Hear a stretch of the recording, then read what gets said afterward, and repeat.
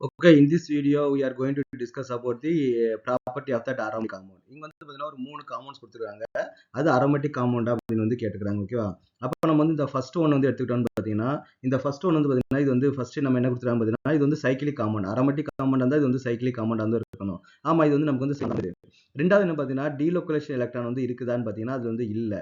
ஏன்னா இங்க வந்து பார்த்தீங்கன்னா இங்க எப்பவும் டீலோக்கலைஸ்ட் என்ன பார்த்தீங்கன்னா கான்ஜுகேஷன் என்னன்னு பார்த்தீங்கன்னா ஒரு டபுள் பாண்ட் இருக்கணும், அப்புறம் சிங்கிள் பாண்ட் இருக்கணும். இங்க டபுள் பாண்ட் ஓகே, இங்க சிங்கிள் பாண்ட் ஓகே, இங்க டபுள் பாண்ட் ஓகே, இங்க சிங்கிள் பாண்ட் ஓகே, இங்க நமக்கு டபுள் பாண்ட் ஓகே. ஆனா இங்கேயும் சிங்கிள் பாண்ட் இருக்குது, இங்கேயும் சிங்கிள் பாண்ட் இருக்குது. ரெண்டு தொடர்ந்து சிங்கிள் பாண்ட் வந்து இருக்கு இல்லையா? அப்போ இங்க டீலோக்கலைசேஷன் வந்து நமக்கு வந்து இல்லை. அப்போ இது நமக்கு வந்து அரோமேட்டிக் காம்பவுண்டா வந்து இருக்க முடியாது. இது அரோமேட்டிக் காம்பவுண்டா இருக்கணும் அப்படின்னு வந்து பாத்தீங்கன்னா இந்த மாதிரி இருந்ததுன்னா அரோமேட்டிக் காம்பவுண்டா வந்து இருக்கும்.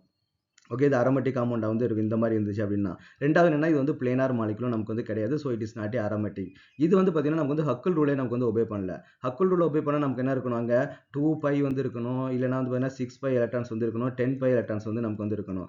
இங்கே நமக்கு என்ன பார்த்தீங்கன்னா ஜஸ்ட் வந்து 4π எலக்ட்ரான்ஸ் தான் இருக்குது. அப்போ இன்னொன்று பார்த்தீங்கன்னா கான்ஜுகேஷனும் இங்கே வந்து இல்லை. இங்கே தொடர்ந்து ரெண்டு சிங்கிள் பாண்ட் வந்து இருக்குது. அப்போ இதுவும் நமக்கு வந்து அரோமேட்டிக் காம்பவுண்ட் இல்லை. அப்போ இது நமக்கு அரோமேட்டிக் காம்பவுண்டா இருக்கணும்னா நமக்கு எப்படி இருந்திருக்கலாம் அப்படின்னு வந்து பார்த்தீங்கன்னா இங்கே வந்து நமக்கு வந்து ஒரு நெகட்டிவ் சார்ஜ் இருந்துச்சு அப்படின்னா இங்க நெகட்டிவ் சார்ஜ் இருந்துச்சுன்னா நெகட்டிவ் மீன்ஸ் 2 எலக்ட்ரான்ஸ் இல்லையா?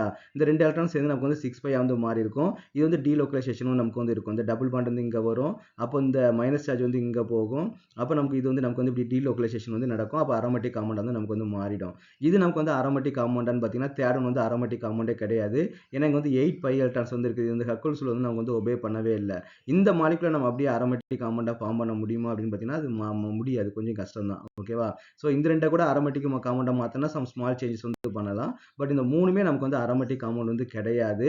இது அரோமேட்டிக் காம்பவுண்டா இருக்குன்னா இந்த மாதிரி நம்ம சேஞ்ச் பண்ணா அரோமேட்டிக் காம்பவுண்டா இருக்கிறது வந்து பாசிபிலிட்டிஸ் ஆர் தேர்.